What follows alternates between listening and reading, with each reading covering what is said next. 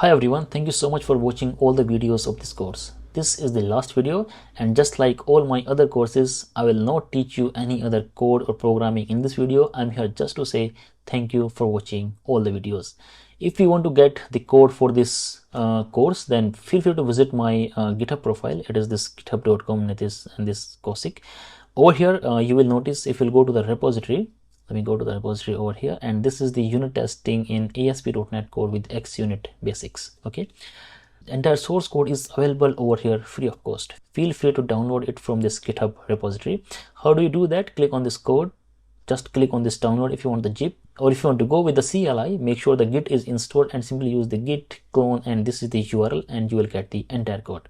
Also, please click on this star button over here. I would love that. If you are enjoying this course so far and you want to help me in the free courses, feel free to click on this sponsor button and sponsor me. Thank you for watching, and I will see you in some next course. Have a great day.